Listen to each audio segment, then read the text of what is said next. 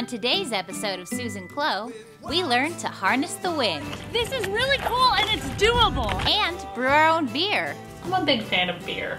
And later, my first bungee jump. Hey, I'm Suze. And I'm Clow. And we're taking you on the go. Showing you how to live more and pay less. This is Susan Clow on the go.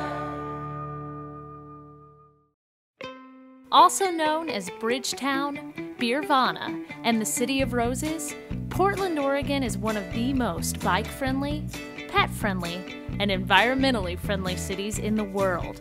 This Pacific Northwest destination is known for its slogan, "Keep Portland Weird," for a reason.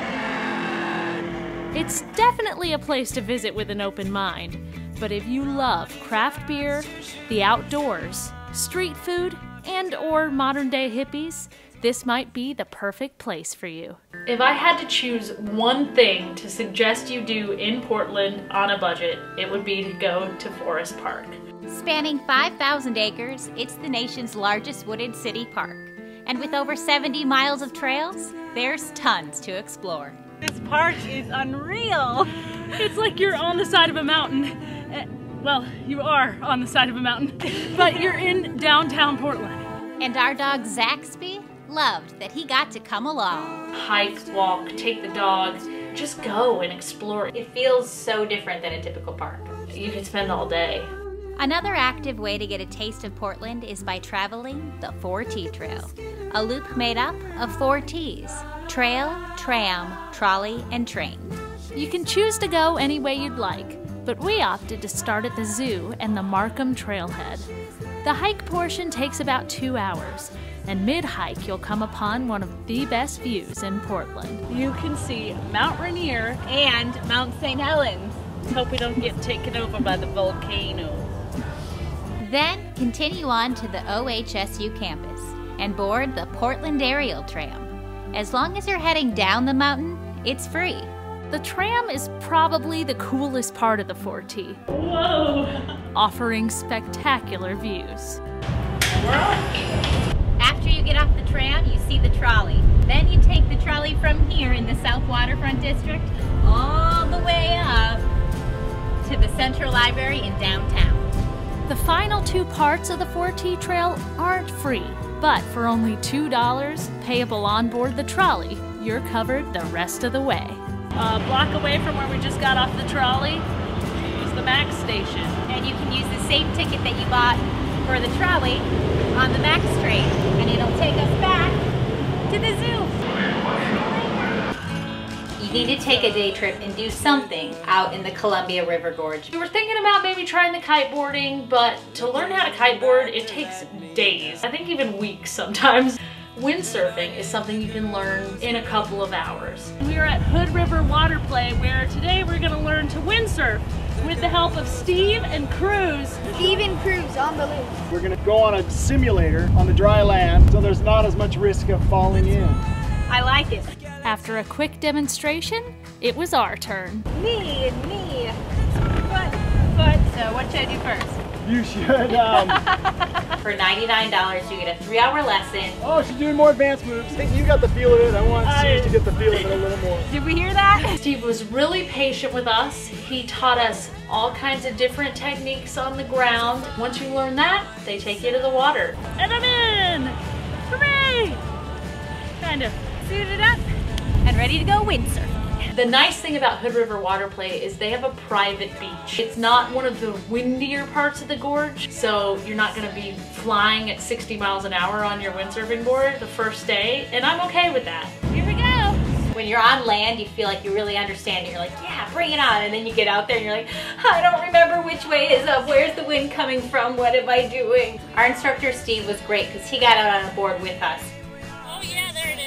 Within the first hour, we were up and sailing. We didn't necessarily stay up the whole time. There were plenty of wipeouts.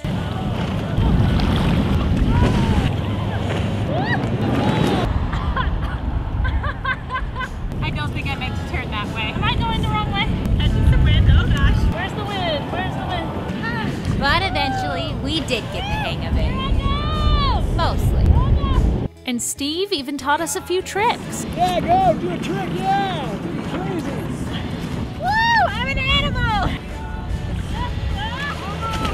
I think it's great when you're on vacation to try things that you've never done before, and especially things that are perfect for the area, and it is prime place to learn a wind sport on the water. It's the windsurfing capital of the world, and I can see why. The Columbia River Gorge. It's gorgeous!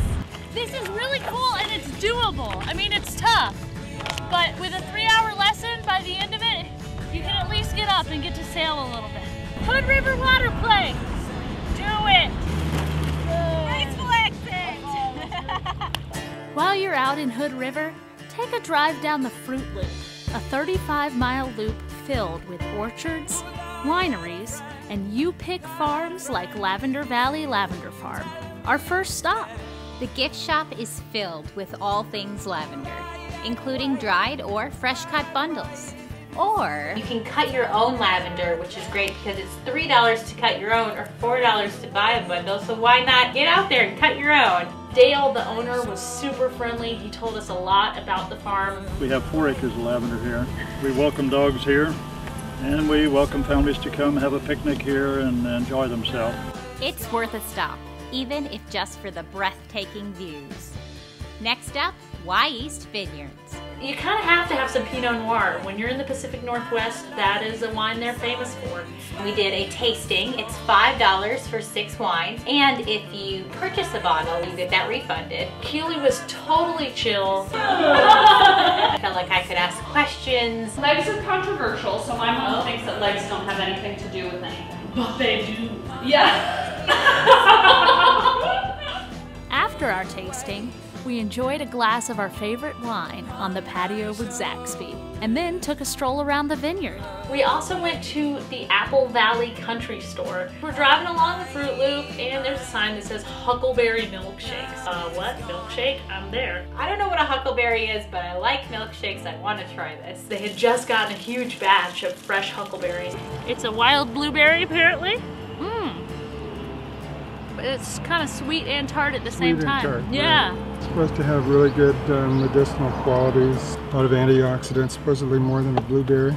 We went in the store to order our milkshakes and couldn't believe all the goodies they had inside. They have jams and jellies and pies, and just gives you that warm feeling like you get at Grandma's house. And we got a huckleberry milkshake, which is big enough that you could definitely split it. I think they put like 4 scoops of fresh huckleberries, a whole lot of rich vanilla ice cream, some huckleberry jam. Here we have it. A huckleberry milkshake. Fruit in its finest form. Tasty deliciousness. Back in Portland, we hit up Alberta Street for the Last Thursday Art Walk. Last Thursday is like a free-for-all. Anybody can come. You don't have to pay anything to go. You can just go and wander around. The stores on the side of the street are open. They've got people dancing in the streets, and sorry. There are people who are selling their art and selling photography and selling jewelry. And then there are things like gloves that you put your hand in and it holds your beer for you automatically. Best invention ever. It's prime people watching place because you will see a little bit of everything. It makes you want to let your freak flag fly, I guess you could say.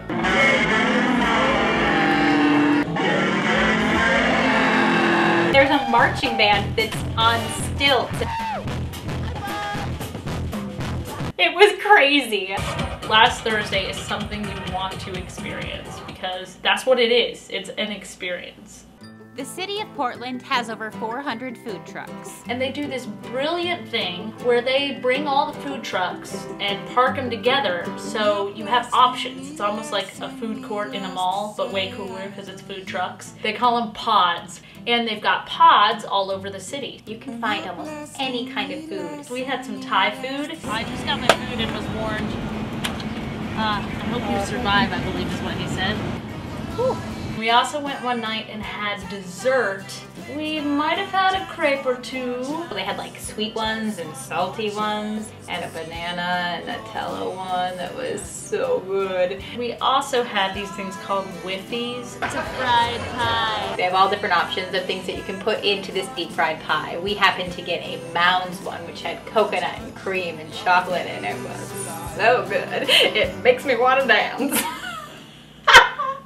Coming up on Susan Clow, we try out a sensory deprivation tank.